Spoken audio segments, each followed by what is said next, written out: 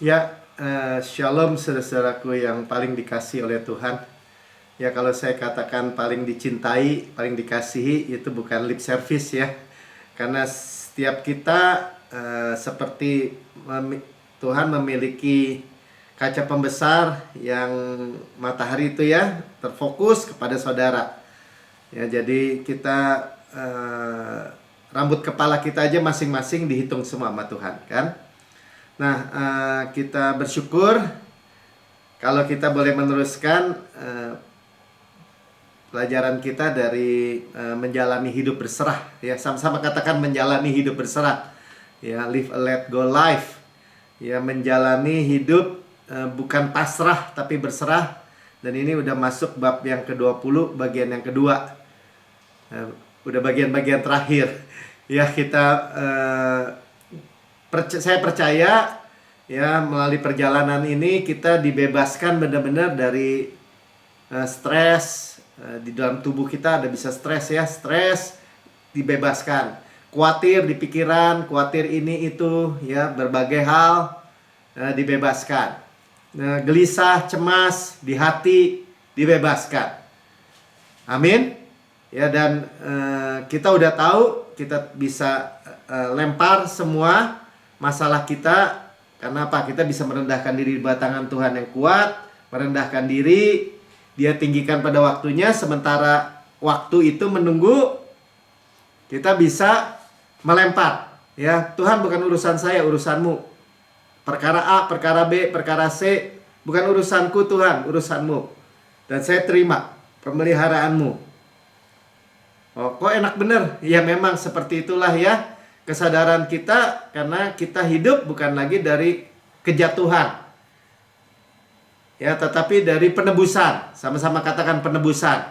Sudah ditebus segala hal, segala aspek, segala area, segala dimensi, seluruh keberadaan hidup kita. Yang percaya katakan amin ya. Dan kita masuk ke dalam judul Anda tidak sendiri, dikatakan. Apa maksudnya Anda tidak sendiri? Tidak sendiri mengalami, atau saya juga, atau penulis buku ini juga mengalami rasanya misalnya kok gak beres-beres urusan gitu ya, atau sesak ya, karena segala sesuatu tidak berjalan tidak seperti yang kita harapkan mungkin. Gagal lagi ya. Jadi apa, rasanya ada penantian yang belum lagi gitu ya, atau yang kita harapkan di sini kenyataannya kok kayaknya di sini ya, di bawah. Nah saudara, dikatakan bahwa Anda tidak sendiri ya. Kita juga mengalami, saya juga mengalami, banyak saudara mengalami menanti-nantikan Tuhan. Nah masalahnya kalau kita tetap percaya, berdiri teguh ya, withstand gitu, berdiri aja teguh ya, kita tetap dipelihara. Sama-sama katakan tetap dipelihara. Istilahnya nggak ada yang bisa membunuh kita. Bahkan ya saya katakan ya bahwa tidak ada kata tamat sebelum Tuhan Yesus dimuliakan. Dan lagi ada kasih karunia yang baru setiap pagi. Betul, kita belum alami yang kita harapkan ya, tetapi belum termanifestasi. Tapi kita selalu bisa terus disegarkan, dikuatkan. Sebenarnya begitu ya, amin. Jadi memang kalau saya cuma mau bedakan iman sama hope nih sebentar ya, sebagai pendahuluan. Kalau iman, kita percaya Yesus menyelamatkan saya, ya detik itu juga selamat. Percaya disembuhkan, sembuh, detik itu disembuhkan. Tapi kalau hope ya, masih di depan kan, masih ada di depan. Baru iman tuh timbul ketika kita terus mengikuti aliran iman itu ya. Dan kita selalu percaya karena posisi kita selalu benar di hadapan Tuhan. Ya, karena kita memiliki kebenaran hadiah. Kita nggak boleh jangan sampai dilepas lagi tuh. Kebenaran yang kita terima bukan karena kita melakukan sesuatu gitu, atau performance kita, tapi kebenaran yang kita terima. Ya, posisi. Dan ternyata hope itu atau yang kita harapkan di depan perlu waktu, itu tidak mengecewakan. Sama-sama katakan tidak mengecewakan. Ya, tidak membuat kita put in shame gitu, tidak membuat kita malu suatu ketika. Ya, berharap besar nggak kejadian. Makanya kita bukan punya pengharapan dunia, bukan. Kalau dunia itu harap-harap memang. Mimpi itu orang harap-harap. Bukan ya, pengharapan Alkitab itu adalah pengharapan, kita udah sering belajar ya, namanya elpis.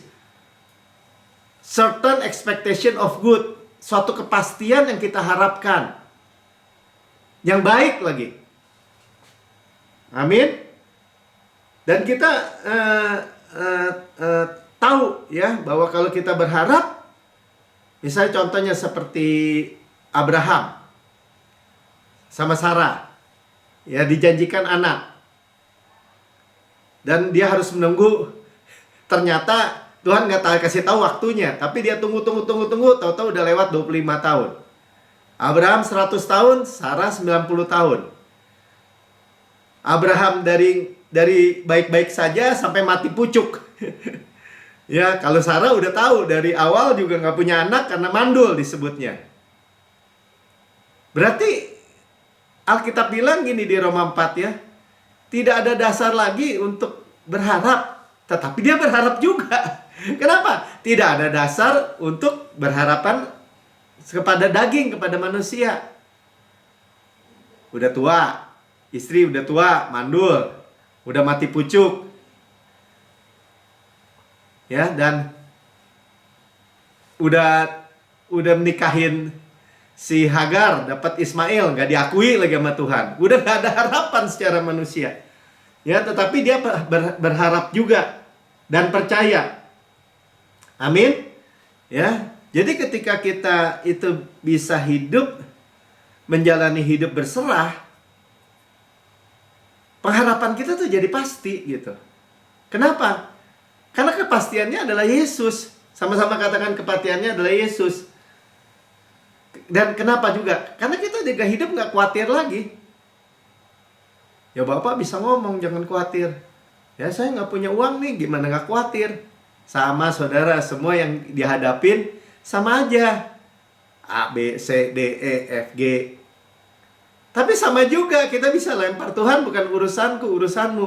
Ketika kita berserah, tidak khawatir, jadi bagian kita kan cuma tidak khawatir. Kita lepas itu.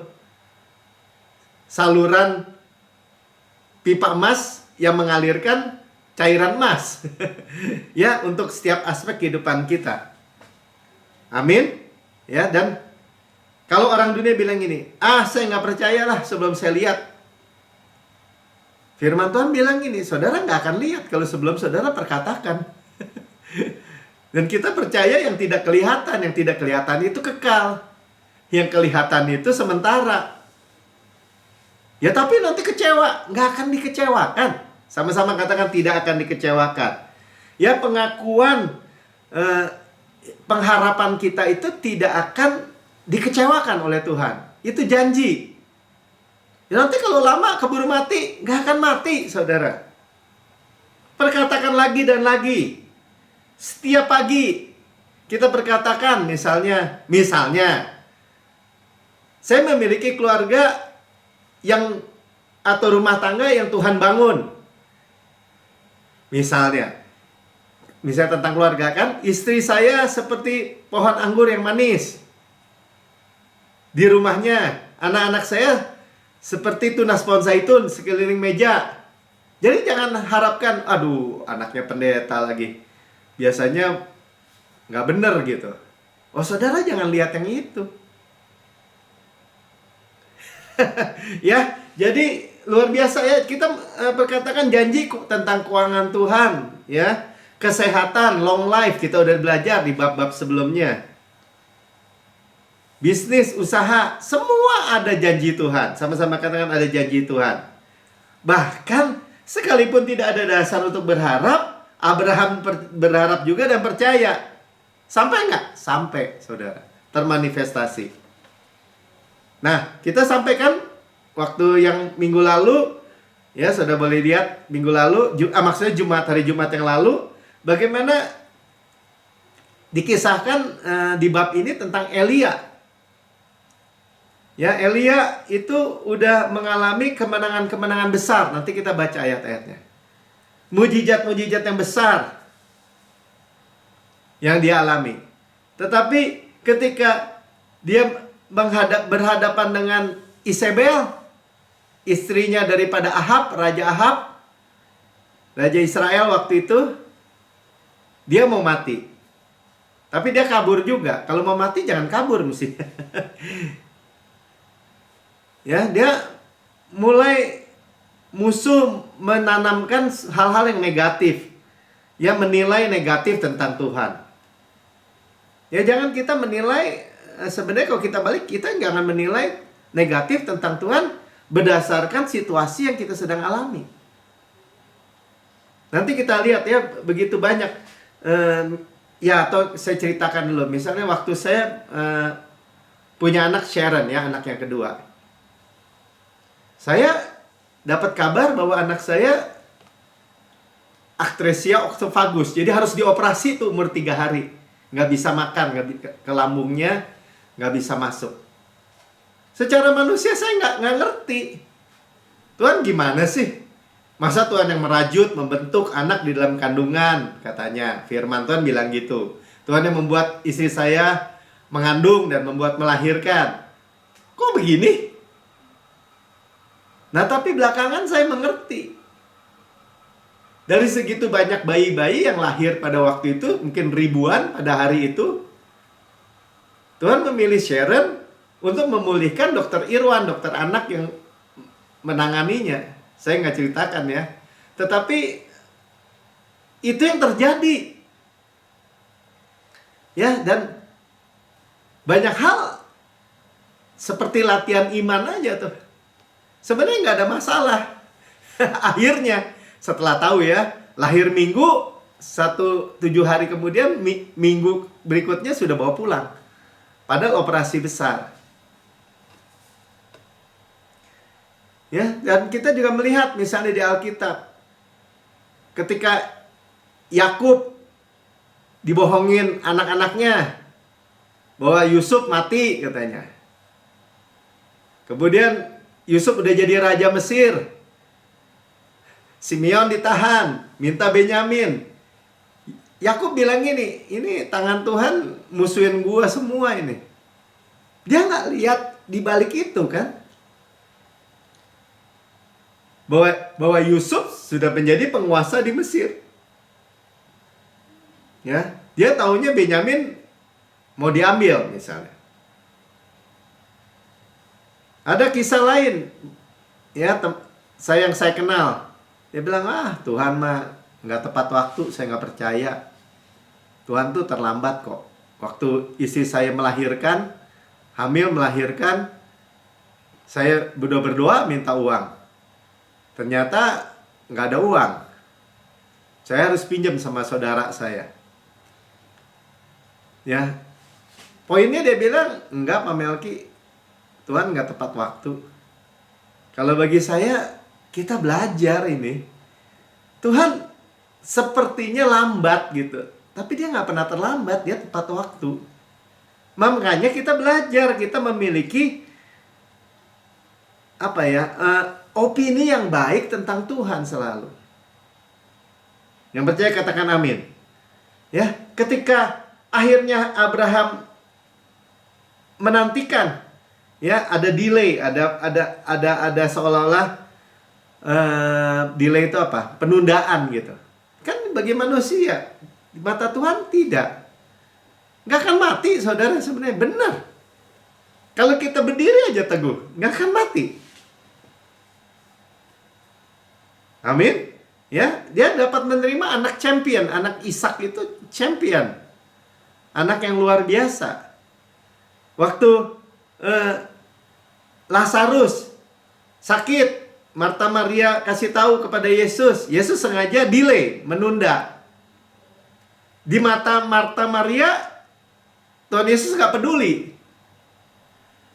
Dan akhirnya saudaranya mati, dikubur lagi. Bagi mereka sudah tamat.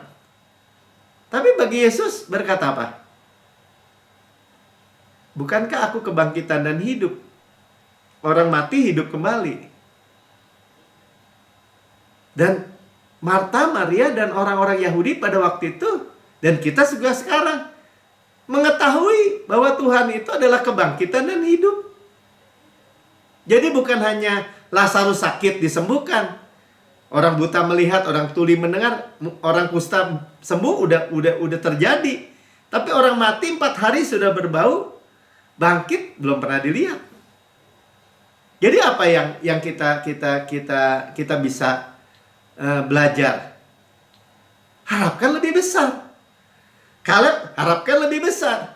Ketika dia harusnya masuk setelah keluar dari Mesir, masuk Kanaan hanya 40 hari, tetapi dia harus keliling-keliling ikut orang Israel 45 tahun. Dia memiliki kesempatan untuk menerima yang lebih besar. Dia minta Hebron, Kiryat Arba, rumah-rumahnya, kota-kotanya, sumur-sumurnya, kebun-kebunnya, anggur, zaitun, ara, delima, yang besar, yang punya raksasa. Kok dia nggak takut? Dia memiliki keyakinan yang semakin besar.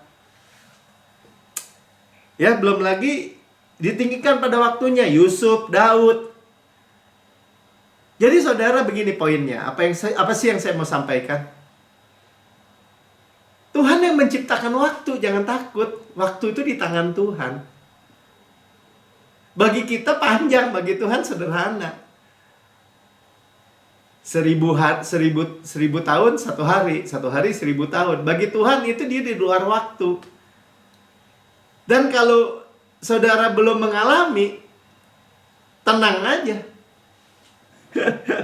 Ya, karena sekali lagi tidak ada kata tamat, sama-sama kanan. Tidak ada kata kematian, tidak ada kata tamat sebelum Yesus dipermuliakan melalui kita. Percayakah kita begitu? Amin. Ya. Bahkan kan kita tahu, kalaupun waktunya lama, tadi seperti yang kita ceritakan tentang Abraham dan Sarah, dimudahkan lagi, diberi kekuatan baru. Alkitab bilang gitu, diberi kekuatan baru. Jadi kalau saudara mau bilang, mana sih dimudahkan lagi seperti Raja Wali? Abraham, Sarah alamin. Dan Sarah bahkan 90 tahun masih cantik. Artinya dimudahkan, dan kita keturunan disebutnya the daughter of Sarah. Amin. Ya, jadi kalau kita dengar Alkitab seperti itu, tangkap saudara. Kan kita tahu itu nafas Tuhan. Tuhan nggak nyia-nyiakan nafasnya. Amin. Ya, kita lanjut Elia ya. Kita melihat Elia ini dari kemenangan yang besar. Ya, bagaimana Elia itu setelah dari Sungai Kerit yang hari Jumat lalu kita dengar, dia dipelihara oleh janda Sarfat. Kemudian janda Sarfat ini anaknya mati lagi. Jadi kadang-kadang lagi sedang berjalan sesuatu mujizat, kok kejadian yang buruk terjadi. Tetapi Tuhan tetap memegang kendali, saudara. Ya, dia pegang kendali. Sama-sama kan Yesus pegang kendali. Makanya kepercayaan kita tuh jangan kepercayaan campur aduk, saudara. Kepercayaan kita itu kepercayaan bahwa Tuhan tuh supply, bukan ambil. Tuhan itu bukan menuntut, bukan ngambil, bukan bikin kecelakaan, di belakang mengizinkan yang buruk. Enggak, saudara. Dia aja ada berkat dan berkat, baik dan baik. Kenapa begitu, Pak Melki? Ya karena yang buruk itu sudah diserap habis oleh Tuhan Yesus di kayu salib. Sempurna sudah. Ngerti nggak ngerti, kita percaya.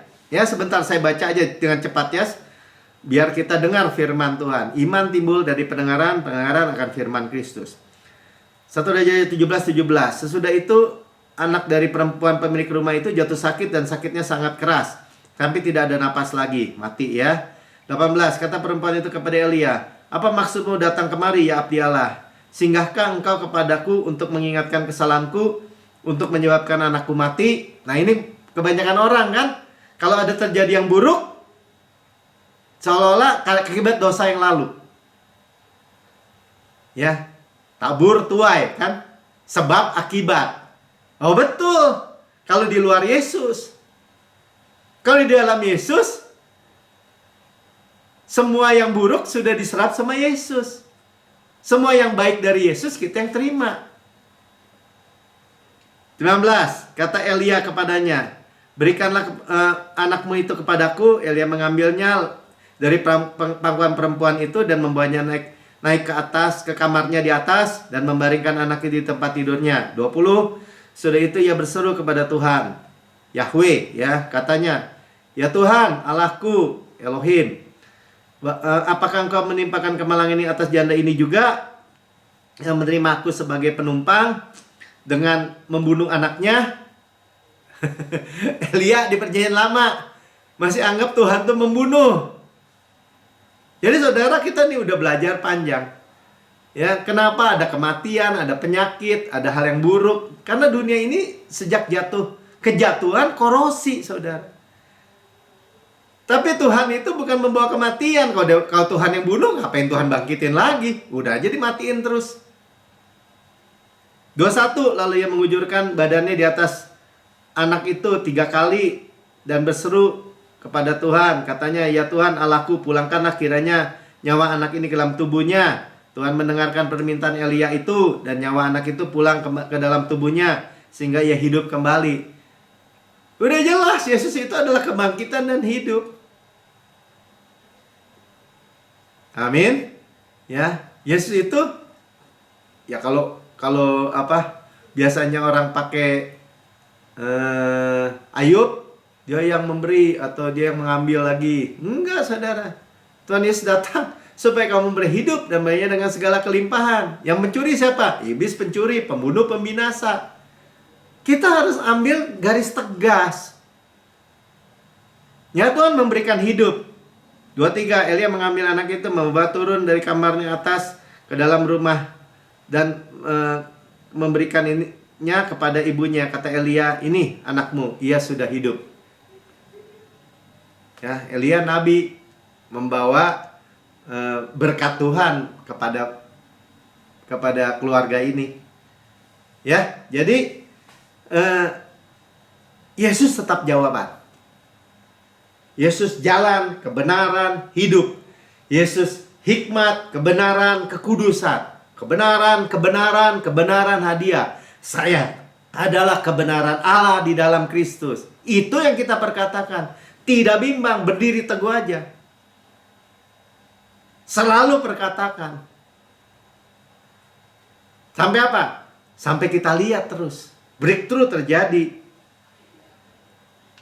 Elia setelah 3,5 tahun datang kepada Raja Ahab. Ya, dia mulai memberi tantangan. Ya, lawan 450 nabi-nabi Baal, 400 nabi Assyria. Ya, Asyera.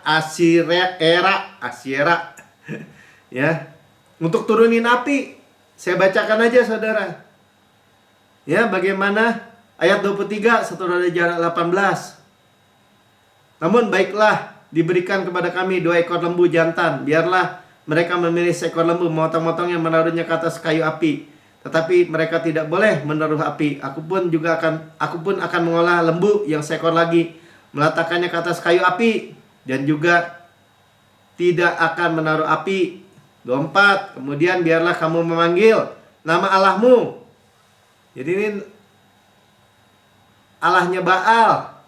Baal itu ditantang sama Tuhan. Karena apa? Karena Ahab bawa Isabel membuat semua orang Israel itu menyembah kepada Baal. Baal yang kasih hujan katanya. Baal yang kasih kesuburan. Tuhan bilang gak hujan. Tuhan yang kasih hujan. Ya, sekarang turunkan api. Ya. Jadi Tuhan yang pegang kendali, saudara. Kemudian biarlah kamu manggil nama Allahmu, aku pun akan manggil nama Tuhan, Yahweh ya. Maka Allah yang menjawab dengan api, dialah Allah, Elohim. Seluruh rakyat menyaut, katanya, baiklah demikian. Ya. Saudara lihat bahwa Elia kemudian bangun, lihat ayat 37. Jawablah aku ya Allah, ya Tuhan, jawablah aku. Supaya bangsa ini mengetahui bahwa Engkaulah Allah, ya Tuhan. Engkaulah yang membuat hati mereka tobat kembali. Ya, tobat itu kalau bahasa Ibrani-nya tesufah. Ya, berbalik kembali kepada kasih karunia sebenarnya. Kembali kepada Tuhan itu yang memberikan supply, hujan, yang menurunkan api tuh untuk korban bahkan. Lalu Tuhan, turunlah api Tuhan menyambar habis korban bakaran, kayu api, batu, dan tanah.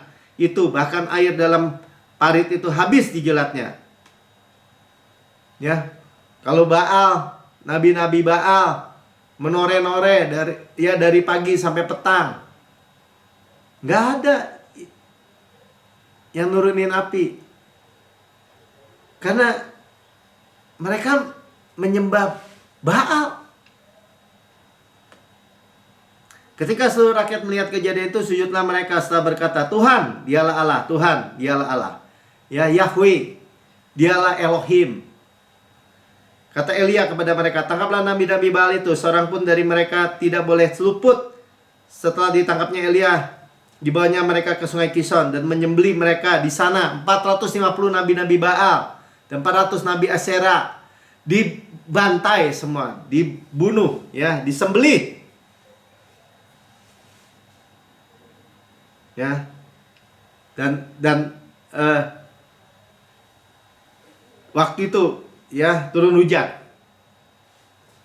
Ya, 37 sampai 40 ya, mana? Ya udah ya. Saudara, Elia menang besar. Tapi kemudian Isabel mengancam. Dan dia ketakutan, lari. Ya. 1 Raja 19 ayat 4. Tapi ia sendiri masuk ke padang gurun sehari perjalanan jauhnya, lalu duduk di bawah sebuah pohon arar.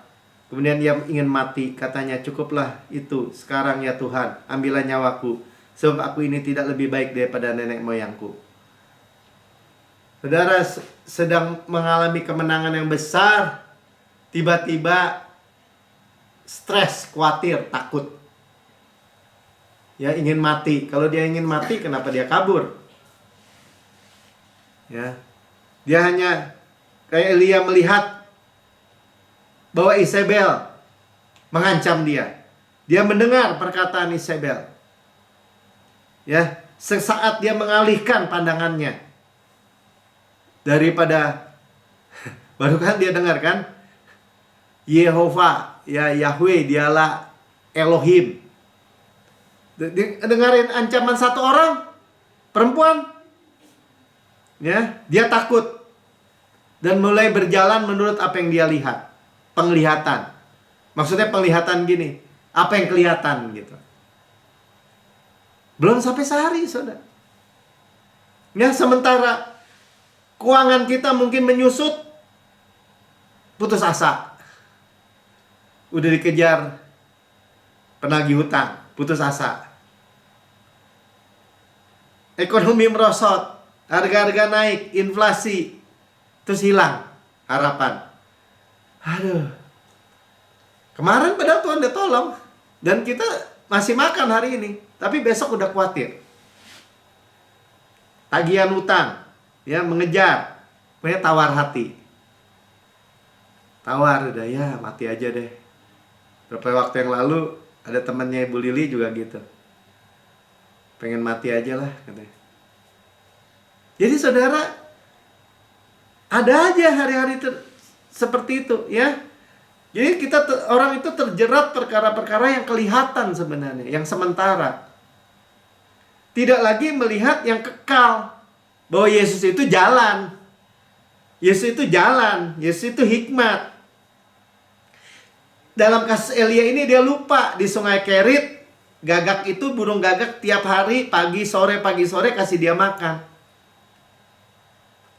Dia minum air di Sungai Kerit itu. Sungainya kering, janda Sarfat kasih dia makan. Kasih dia tempat tinggal. Ya, anaknya sakit mati tadi kita baca, bangkit. Belum lama, baru kemarin dia lihat bahwa api Tuhan menyambar korban, kayu, mesbah, air di parit semua. Ya, kebaikan Tuhan itu nggak habis-habis sebenarnya. Tapi sesaat dia mengalihkan, tadi Ratu Raja 19 ayat 4 katakan dia ketakutan, tertekan dan ingin mati. Nah, tapi walaupun keadaan ini kan disebutnya engkau tidak sendiri. Ya bukan disalahin, bukan saudara. Tetap Tuhan melayani kita di dalam masalah stres atau depresi ini. Nggak mungkin kita seperti Elia. Udah ingin nyerah aja deh Tuhan. GCB nyerah aja deh. Saya nggak sanggup Tuhan. Tapi saya nggak lupa, Tuhan sanggup.